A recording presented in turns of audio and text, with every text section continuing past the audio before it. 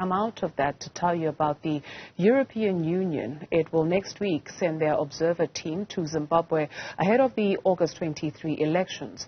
Other observers will come from the United Kingdom, the United States, Russia and China. This comes as political parties are canvassing support full throttle with just a month to go to the polls. We're now joined by Terry Tselane, Institute of Election Management Services in Africa chairperson. Thank you very much, sir, for your time this afternoon. So it was the Foreign Affairs Minister of Zimbabwe that said that this team is merely in the country to observe and not monitor the elections. What's the difference? Thank you very much for having me.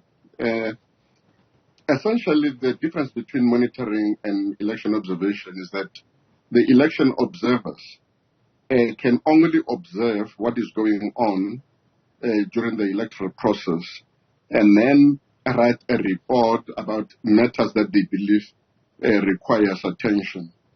And then at the end of their mission, they would also issue a statement to indicate as to whether the electoral process was free and fair in terms of the assessment. And they will indicate the kind of methodology that they use and how many observers they had and which areas they covered.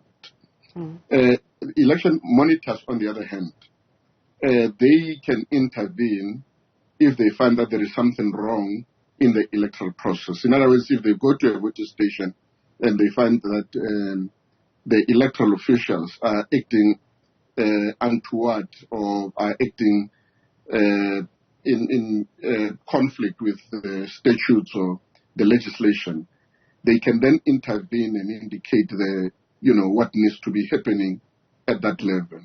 So there's a difference between the two categories. And in most instances, many countries prefer to have election observers because then they don't really intervene in the electoral processes.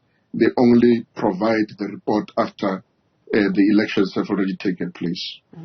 The elections in Zimbabwe oftentimes get marred in controversy where the opposition, as is in every country, would then say that, well, it was not free and fair. Talk us through typically when an election observer goes to a polling station, what do they do? Depending on which mission it is, but almost all the missions invariably would have what they call a checklist.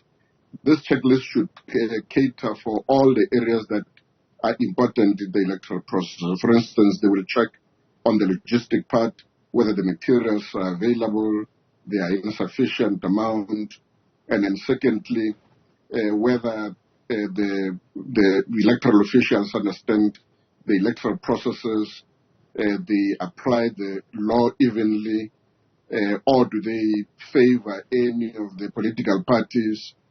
They will check whether the voters' roll is available and is the voters' roll being utilized for the purpose of checking whether individuals who are participating in the process are the correct individuals or not, so that only those who are eligible to participate can participate in the process.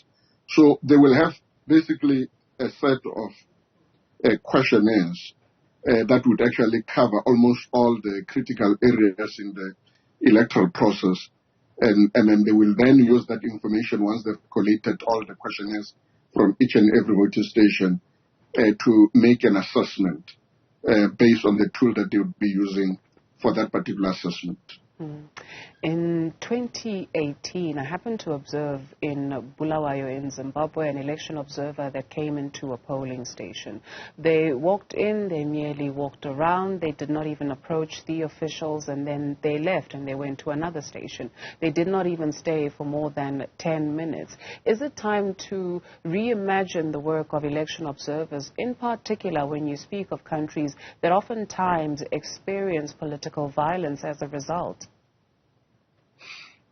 I'm one of those people who've actually been advocating for a change of methodology in terms of how election observation is done. Particularly because, as you've correctly pointed out, most of the election observers do not actually stay at the voting station. They set for themselves a particular number of voting stations that they've got to cover.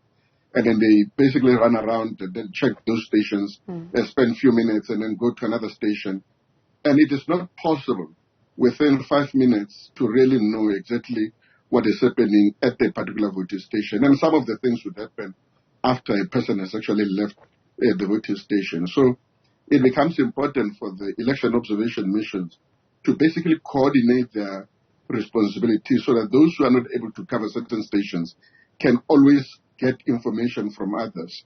But unfortunately, you have a situation as though, the methodologies are different, and then also as though there is competition amongst the election observers, when in actual fact they should be coordinating the activities and making sure that, because they would not be able to cover, one mission would not be able to cover so many stations, then they can actually be able to get information from other missions and use that information in line with the methodology that they're using to assess whether they can actually be able to make any conclusive statement about the conduct of those elections. What could possibly go some way in rectifying that? Do we have a Pan-African election observation body? The African Union always sends its election observers to different countries. I, at one stage, was the head of the African Union mission in the Gambia. And therefore, in almost all the African countries, you'd find that when the elections, the African Union has got its own election observers. But quite a number of other structures also in the continent would have the observers. SADC, I know that they also have their own election observation team that they normally deploy in the SADC regions. And then the Election Commissions Forum, ECF, also has got its own observers that they use to observe the electoral process. And then you will find that after the election has actually taken place, all those nations would actually issue their own statements about how they observe the process. Mm-hmm. What happens in countries where there are some travel restrictions? How do you get to the most remote places? In order to be able to do a proper election observation, there should not actually be any restriction to election observers. And therefore, it is always encouraged that, especially what is referred to as the long-term mission, the one that we were referring to earlier on, which is constituted by the European Union, that it tries to go to those areas that ordinarily would not be penetrable, or where there's actually been some difficulty, so that they can actually be able to get first-hand information about what is actually happening in those areas that engulf in conflict or where there are some difficulties. The contingent from the European Union, while we have to play with other countries across the world, is there anything unusual? It is not unusual, particularly because, as you know, that Zimbabwe has been in the news every time when the elections, there are issues, and then, there have been economic sanctions against Zimbabwe, largely because of the fact that the political environment has not been liberalized for a long time. And then, as a result of that, there are quite a number of organizations, both in the U.S. as well as in Europe, who would show interest to basically be able to assess as to whether things have actually changed. The current leader, Mr. Mnangagwa, has been saying that a lot has changed in Zimbabwe. And I'm sure that most of these people are coming in to try to make an assessment for themselves as to whether really there has been liberalization of the political environment and whether political parties are able to campaign freely, and then all other electoral processes are adhered to as per the statutes or the electoral legislation in Zimbabwe. You mentioned observers from the African Union. In 2018, there was a lot of distrust in terms of observer missions, in particular those of the African Union, because it is seen or widely believed in Zimbabwe there's a sense of camaraderie-ness or ship, if you will, between the government of the day and some of the observers from the African Union, while you have the EU that will say there were some irregularities, there were problems, but then you'll find from the continent the elections were free and fair. And so impartiality, we know why it is important, but why does it appear, at least, that it is not there? Well, it is largely because most of the time, the African Union, when it sends its missions, it is headed by former,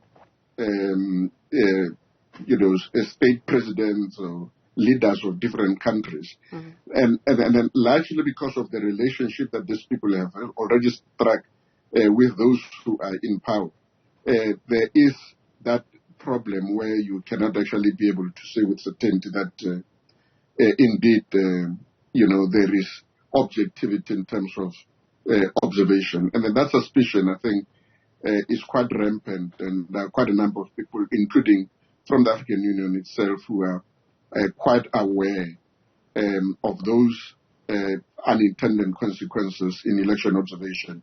So hopefully, going forward, they will try to address those issues so that you don't end up with a situation where it looks as though the election commission, the election observation mission, as well as the state that is being visited, is just one and the same thing. There is a need for election observers as well to try to operate with integrity, to basically make sure that they can actually be able to do their job without any hindrance. South Africa is no exception to the rule in terms of elections, because we are going into an election year next year, and we will be having election observers. When we take a look at the landscape on the continent, what's your assessment in terms of how far we have come in the processes of elections? We have advanced in many, many respects. Firstly, in terms of the management of the elections, I think we've become much more professional. We have become much more open. There's transparency. When people come into the country, they get the voters' roll, they get briefed about all the processes, and the observers can go to any area in the country. We no longer have a thing called no-go areas. You may recall that in 1994, when we first had our democratic elections, there were quite a number of areas that certain political parties could not campaign in, and some observers could not actually penetrate in some of those areas. So, there's been a lot of development, and I think that's why quite a number of countries come to South Africa to try to learn on how South Africa has actually been able to move from that environment to the environment where there is so much transparency, but also checks and balances that make it very difficult for any political party to manipulate the process.